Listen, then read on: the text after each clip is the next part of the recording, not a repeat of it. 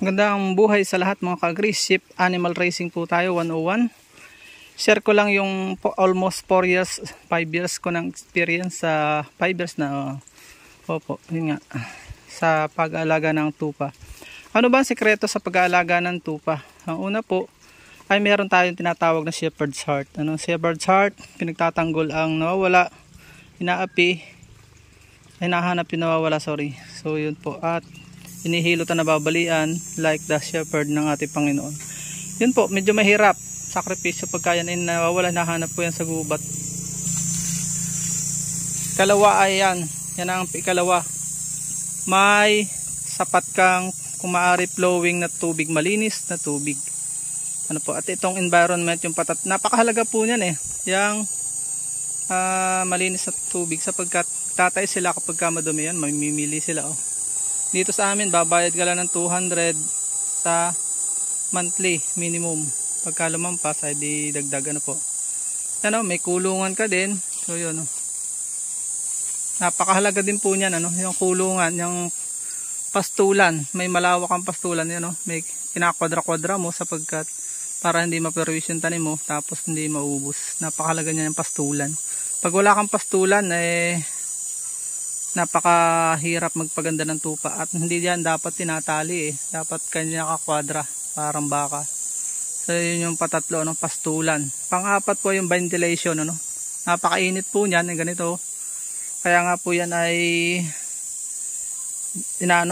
sinisir, ginugupitan. Hindi ko palang, wala pala akong pambili po ng takaw nila. Lilima na ito, binenta ko na yung iba dahil nga kinailangan namin ng pera at magbawas dahil nahihirapan na yung pastulan. Yung pasture area ay limited na. Dapat may 5 kang hektarya. Yung 4 ay ventilation, mainit siya. Ang 4 ang ventilation. Ang kanlima ay ang housing. Dapat at least, kung maaari, pantay tao.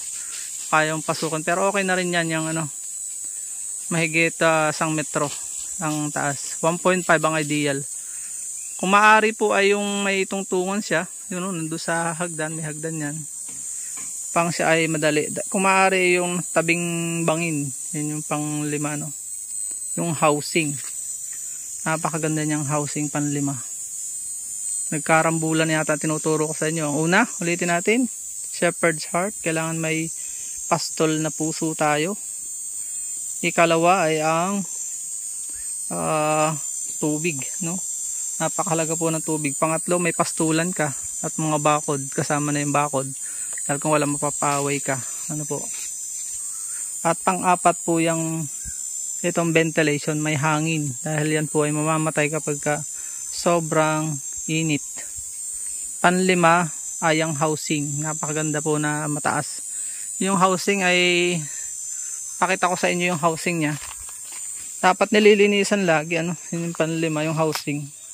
Malinis, para hindi po maamoy nila yung ammonia na singaw ng dumi. Kalilinis ko lang yan. Ito, may tungtungan siya, May tungtungan yan dati dito nung unang ginawa ko, nasira na. Mas maganda ko semento yung banayad para hindi sila mahihirapan. Mabigat po kasi mga tupa pagka nalaki. So nabagsak na. Malapit na rin bumagsak.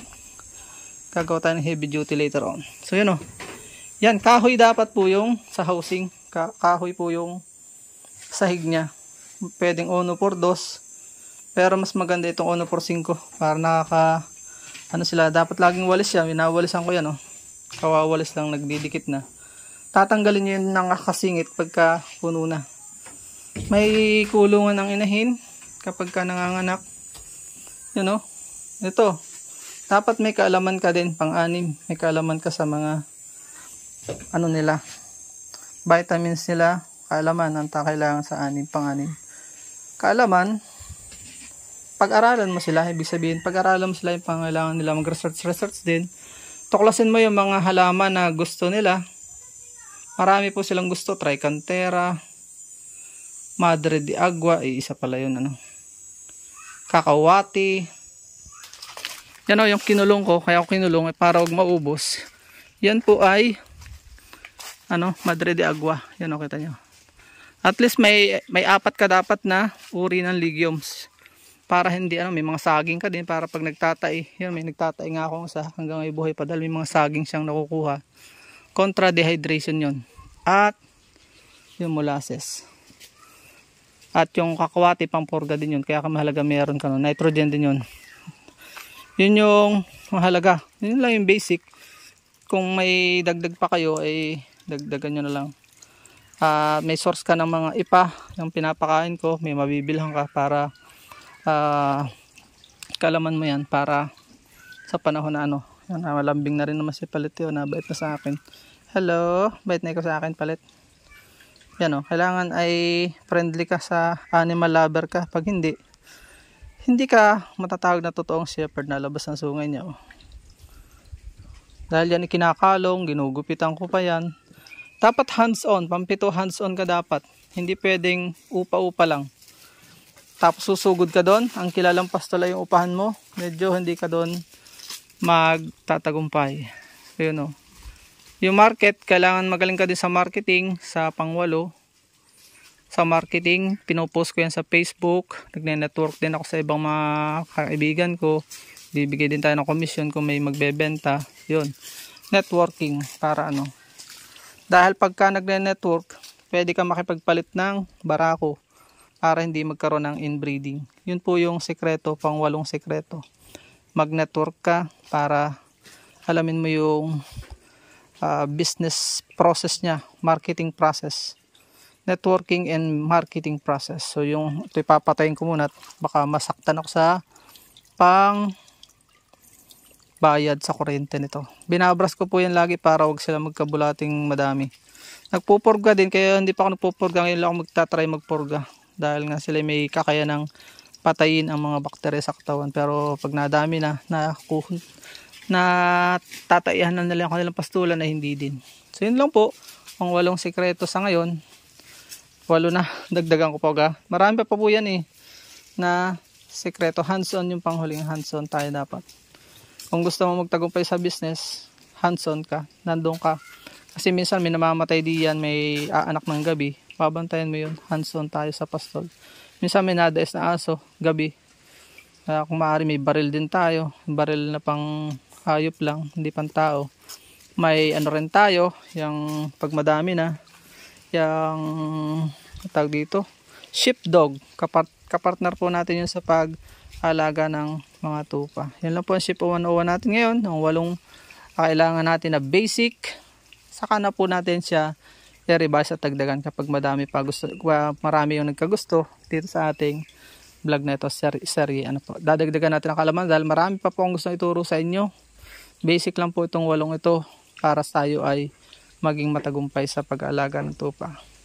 Ito pong balat ay may market din yan, pero wala pa po akong panggupit.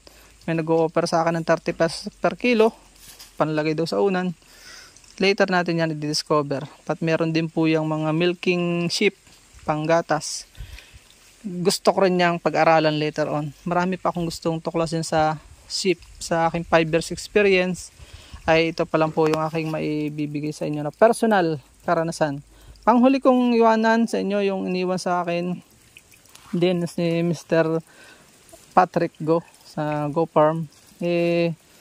Sabi niya, tuklasin mo, pag-aralan mo ang iyong mga alaga dahil mararamdaman mo kung ano yung kailangan nila at maging pastol tayong totoo sa kanila, i-provide natin ang kanilang pangangailangan sa mga halaman. Kung anong halaman na available sa atin, makikita mo kung ano yung paborito nila at yun ang ating alagaan, lalo na yung mga peanut grass, paborito po nila yan. At wag po kayong mag-aalaga ng tupa para din yung kambing sa mga maliliit pang halaman, talagang papatayin yan.